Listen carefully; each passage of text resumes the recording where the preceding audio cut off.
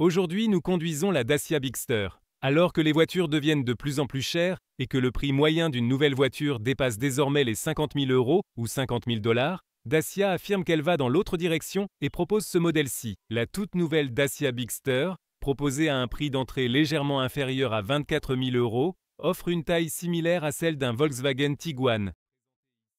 C'est donc, pour ainsi dire, le grand frère du Dacia Duster. Est-ce vraiment la meilleure option pour le rapport qualité-prix et l'espace intérieur? Nous allons le découvrir ici avec Thomas sur AutoGFuel en 4K, plein écran, en intégralité. C'est parti avec la finition de journée en bleu indigo.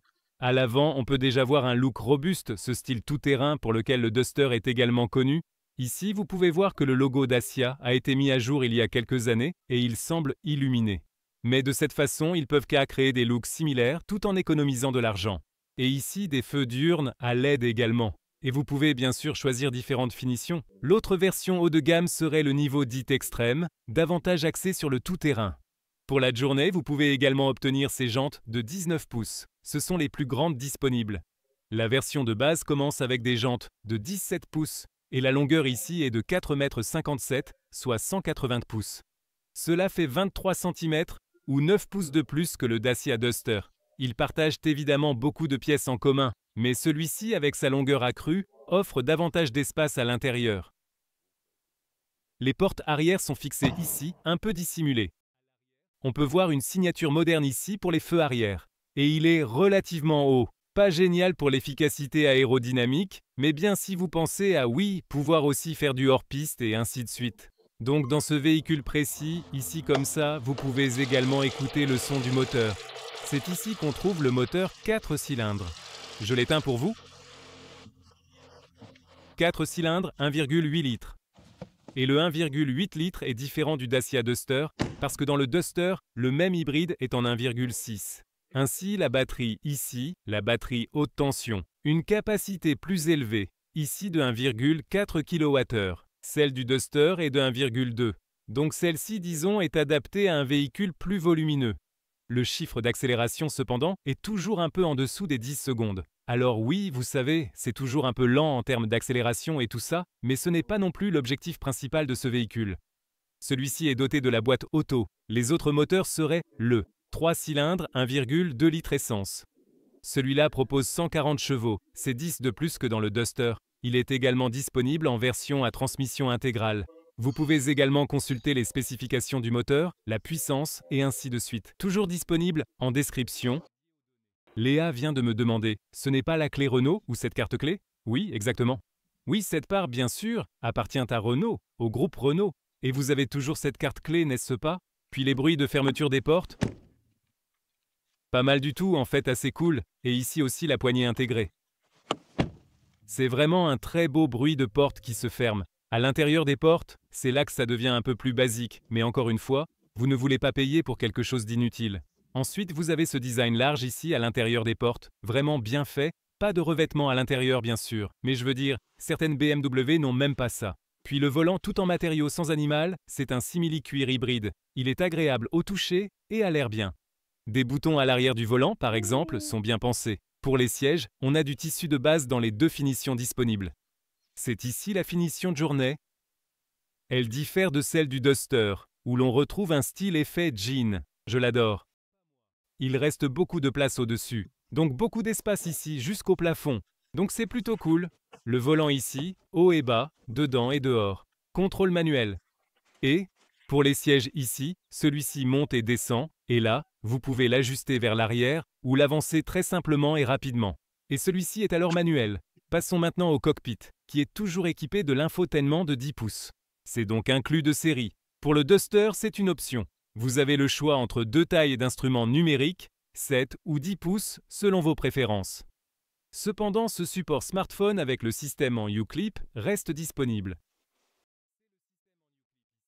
Et vous avez ces clips soit à gauche à côté de l'écran, mais vous les avez également en bas, ce qui vous permet d'y attacher des porte-gobelets ou même une petite lampe torche par exemple. Voici une structure intéressante ici, et dans la zone du tableau de bord. C'est cool, tout est bien compact ici. J'aime bien le design des prises d'air, et encore une fois, cette forme en Y, qui ressemble presque à une partie du logo de Dacia. Et là, la boîte à gants, Mais encore une fois, je dis que pour ce prix, ce n'est peut-être pas ça qui importe le plus, tu vois. La console centrale offre cette version surélevée en haut de gamme. Sinon, les autres modèles sont un peu plus bas, car ici nous avons le levier de vitesse automatique. Quand vous avez la boîte manuelle, alors vous avez le levier de vitesse qui dépasse légèrement à cet endroit précis. Et puis tout ça ici est un peu plus bas. C'est aussi intéressant. Il y a un chargeur à induction ici à l'avant, pas de ventilation ici.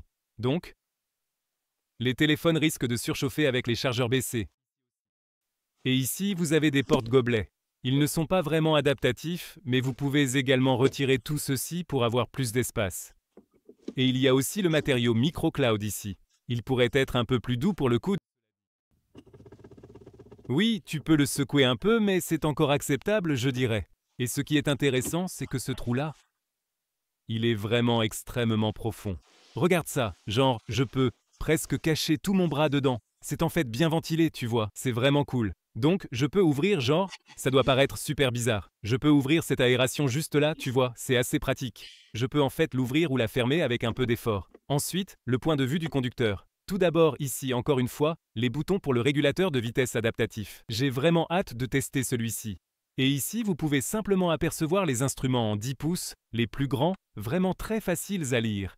Ça fait clairement l'affaire. Dans l'infodivertissement, vous avez cette intégration smartphone, c'est le Apple CarPlay sans fil ici pour le moment. Et voilà, vous avez également ce système de base, donc parce qu'il garde des ça simple, c'est également en fait, ouais, assez réactif et fluide. Donc je pense que ça fait aussi le travail. Ça propose également un GPS intégré. Ouais, c'est probablement une version pré-série. Et là, tu as aussi le volant chauffant et les sièges chauffants. Tu peux également les activer ici lorsque le moteur est en marche, c'est très pratique. Ma fonctionnalité préférée, parce que c'est comme ça qu'Audi faisait le son lorsque tu utilisais la climatisation. Et maintenant, c'est Dacia qui s'y met et Audi ne le fait plus. Et ici, on a une version équipée d'un toit panoramique. Voilà, vous avez cette toile et c'est vraiment un toit que vous pouvez ouvrir. Et l'ouverture est en fait assez large, ce qui est vraiment pratique. Et ici, c'est une console centrale avec le levier de vitesse manuel, donc un levier plus long. C'est différent ici avec les compartiments de rangement par exemple. Et toute la console centrale est plus basse, sinon, ce serait comme ça dans la version automatique. Et puis les porte-gobelets ont également un design différent ici. Et celui-là n'est pas non plus refroidi. Et ici, c'est la finition haut de gamme, avec également le micro-nuage à l'intérieur ainsi qu'à l'extérieur, de couleur verdâtre. Ici, la finition haut de gamme propose des tapis de sol résistants, spécialement conçus pour un usage robuste et faciles à nettoyer, entre autres avantages. Regardons les sièges arrière. D'abord, la structure intérieure. En matériaux rigides, idem pour les portes, et puis les sièges MicroCloud dans la finition de journée également. Vous pouvez les nettoyer très facilement, y compris ceux qui se trouvent à l'arrière. Pour les enfants, des par exemple Isofix sur les côtés. Et si vous souhaitez rabattre le siège, il y a un support de ceinture qui le maintient en place, ici. Lorsque vous enlevez celui-ci sur le côté, vous tirez ces sangles ici. Et ensuite, vous pouvez déjà le replier à partir de là. Cette partie centrale, vous avez les porte-gobelets intégrés ici. C'est une solution amusante 2 en 1 pour ainsi dire, avec aussi un trou pour smartphone. Comme ça, vous voyez. Cependant, si vous voulez regarder là-bas, je doute que ce soit une bonne idée. Ensuite, nous avons 2 chargeurs USB-C dans la partie inférieure. Et ici, un clip supplémentaire pour ce système U-Clip. Puis ici, une marge de tête avec 189. Beaucoup de marge restante. Plafond en tissu gris aussi. Et oui, ou les poignées. C'est là qu'ils n'ont pas économisé. Je veux dire, il y a 3 poignées de maintien, mais tu peux bien te tenir pendant la conduite tout-terrain. Et puis, il y a aussi de l'espace ici quand une personne grande conduit. Donc, encore une fois, pour le prix que tu payes, une bonne offre d'espace ici, c'est sûr. Et encore plus bien sûr que dans le Duster, où c'est vraiment la principale différence que l'on remarque clairement ici à l'arrière. Dans le coffre, 660 litres jusqu'à 2000 litres. Jetons un coup d'œil ici. Tout d'abord, vous voyez là, la valise s'adapte également sous la couverture. Et puis cette couverture ici, elle est vraiment assez fine. Donc on peut clairement voir les économies de coût. Ensuite, elle glisse vers l'arrière. Franchement, j'ai vu des couvertures bien meilleures. Dans la partie inférieure, 1 mètre ou 40 pouces. Ici aussi, entre les passages de roues. Alors ici, c'est un peu plus large en réalité. Si vous prenez tout en compte, on atteint même les 700 litres, c'est très intéressant. Alors ici, la longueur dépasse légèrement 1 mètre, ce qui équivaut à environ 40 pouces. Et la hauteur ici est d'environ 28 pouces, soit 72 cm. Ce sont donc des dimensions vraiment idéales. Ensuite, vous pouvez installer celui-ci en version séparée, mettre des choses en dessous. C'est intéressant. Oui. Et ensuite là, vous pouvez soulever ce capot. Voilà. Et nous pouvons bien sûr aussi rabattre les sièges. Et ce qui est vraiment pratique et innovant, c'est que nous avons aussi un déverrouillage à distance ici et là. Et prenons maintenant la mesure de la longueur totale jusqu'au siège. Comme si je conduisais, nous sommes ici à 73 pouces. Où vous voyez, ici, c'est assez impressionnant en termes d'espace disponible. C'est 1,82 m. Oui, environ 1,85 m ou un peu plus. Donc, vraiment de très bonnes dimensions pour l'espace intérieur. Voilà, c'est ça le truc avec ce véhicule. Et bien sûr, il y a tellement plus d'espace en comparaison avec le Duster aussi. Bienvenue dans le salon de conduite de Thomas avec le Dacia Bigster, le grand frère du Duster. Et nous le conduisons aujourd'hui en version hybride. Qui sera probablement le moteur le plus vendu ici pour le Bigster.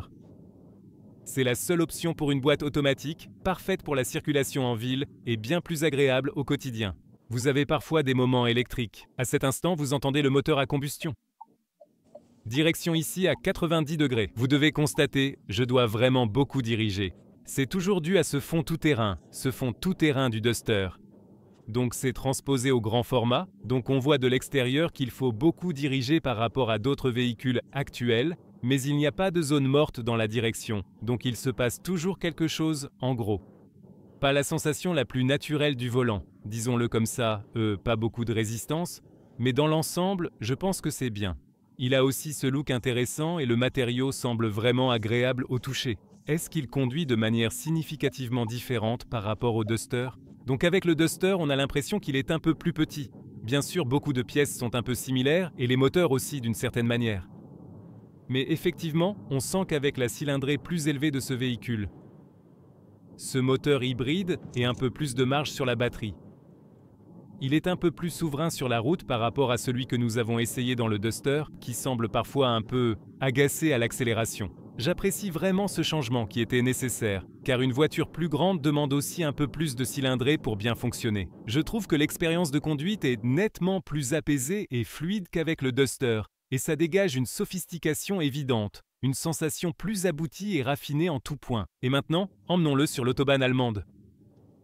Une autre possibilité d'accélérer ici quand nous sommes déjà à vitesse. Alors, on y va.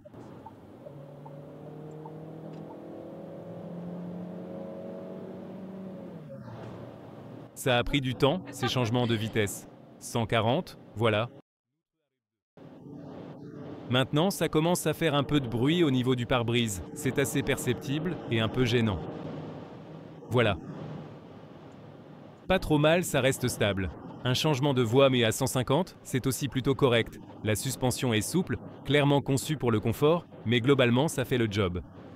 Mais comme ici nous avons le pare-brise acoustique à l'avant, une option absente sur le Duster, c'est vraiment beaucoup plus silencieux ici. Donc clairement bien meilleur sur l'autoroute allemande ici, le Bigster en comparaison avec le Duster. Oui, et si on y réfléchit bien, on se demande, est-ce un Tiguan à moitié prix au final en somme? Quant à l'espace que nous avons à l'intérieur, oui.